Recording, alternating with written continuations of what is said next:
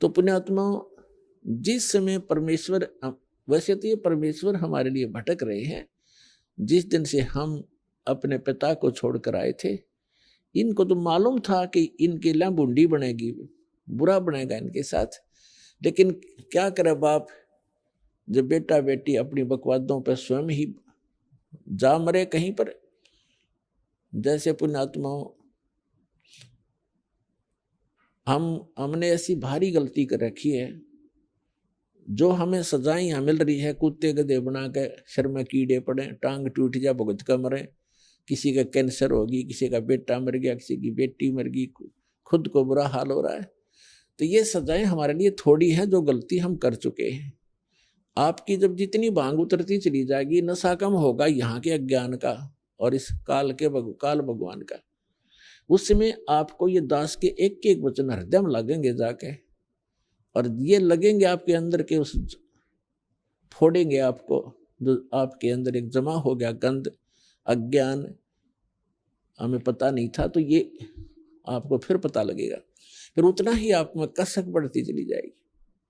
हमने सतलोक में सारे सुख थे, जितने भी नकली संत हैं आज तक का, किसी का इतिहास उठाकर देख लो, वेदों के जानकार विद्वान कहलावें और परमात्मा को निराकार बतावें। धिक्कार है सिर्फ ऋषि और मह ऋषियों को और मंडलेश और संतों को। वेदों में साकार है, नर आकार है, परमात्मा ऊपर के लोक में रहता है, वहां से गति करके आता है और अपनी अच्छी आत्माओं को ज्ञान प्रचार के लिए, ज्ञान देने के लिए आता है। ऐसे बाइबल के अंदर उत्पत्ति ग्रंथ में स्पष्ट किया है कि परमात्मा ने 6 दिन में सृष्टि रची और उसने 6ठे दिन मानव को रचा और उसको अपने जैसा रचा, अपने जैसी उसकी अपने स्वरूप के अनुसार उसकी उत्पत्ति की, नर और नारी करके उसको उत्पन्न किया। तो कैसा है भगवान? सारा ईसाई समाज कहता है गॉड इज फॉर्मलेस, कोई बात हुई? परमात्मा निराकार है। पूरा हिंदू समाज कहता है भगवान निराकार है, पूरा सिख समाज कहता है परमात्मा निराकार है। तो ये, और ऐसे ही पूरा मुसलमान धर्म कहता है परमात्मा बेचून है, निराकार है। और सभी सदग्रंथ, हमारे धर्म ग्रंथ बताते हैं परमात्मा से शरीर है, नर आकार है, मनुष्य दृश्य, उसका नाम कबीर है।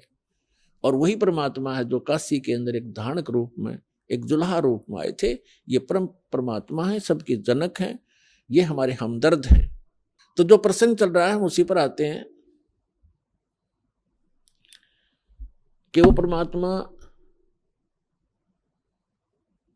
हमारे लिए भटक रहे हैं और युगों युगों से भटक रहे हैं, लेकिन हम उस परमात्मा को पहचान नहीं पा रहे, क्योंकि हम इस काल भगवान ने इन नकली दूत बेच के अज्ञानी करा दिए।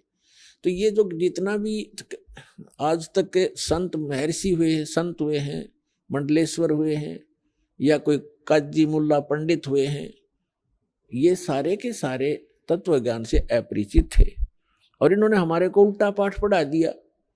अब वो उल्टा पाठ पढ़ा हुआ आज तक आड़े आ रहा है। दास ने सन 1994 से लेकर आज 2013 तक लगभग 19 वर्ष हो गए संघर्ष करते रहे, और जब जा करके इतना कुछ जेल तक भेज दिया, झूठे आरोप लगा के, झूठे मुकदमे बनवा के, नकली संत ऋषि आचार्यों और दुष्ट लोगों ने।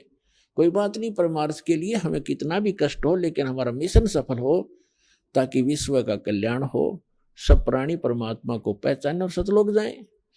दास का इतना उद्देश्य है। और धिक्कार है उनको, बाइबल के पढ़ने वालों को, जो परमात्मा को फॉर्मलेस बताते हैं, उसका कोई आकार नहीं। ऐसे धिक्कार है कुरान शरीफ के पढ़ने वालों को, निराकार बताते हैं। और सूरत फुरकानी 25 आयत 52 से 59 में स्पष्ट किया है कि वो परमात्मा कबीर है।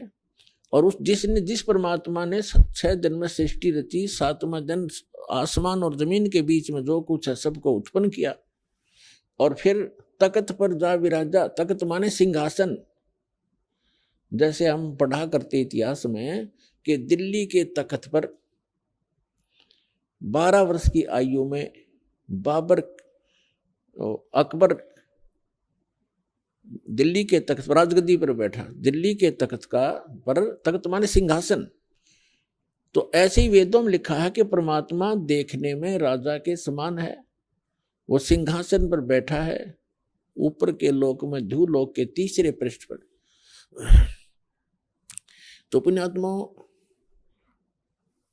तो यहां वही प्रश्न आता है कि गुरु बिन काहू न पाया ज्ञाना, जो थोथा बूछड़े मूड किसाना, गुरु बिन वेद पढ़े जो प्राणी, समझे न सार रहे अज्ञानी। तो पुण्यात्मा, जब आपको ये ज्ञान समझ में आओगा कि 21 ब्रह्मांड में कोई सतगुरु नहीं है वर्तमान में इस दास के अतिरिक्त, इसको अभिमान समझो, अर्थ सच्चा ज्ञान समझो। और कुछ दिनों में समझ में आ जाएगी, क्योंकि दास ने सभी महापुरुषों के अनुभव पढ़े और प्रत्येक धर्म के धर्म ग्रंथ पढ़े। प्रत्येक धर्म ग्रंथ वर्तमान के जितने भी मार्गदर्शक हैं अपने ही सदग्रंथों से अपरिचित, वो खाक गुरु है, गुरु खाक सतगुरु है वह।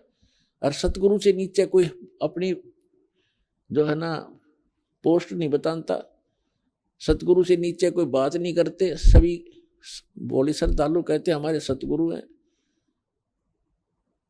तो सतगुरु का जब ज्ञान होगा तब आपको पता चलेगा कि सतगुरु किसे कहते हैं। तो उसके लिए परिचय कराया जा रहा है।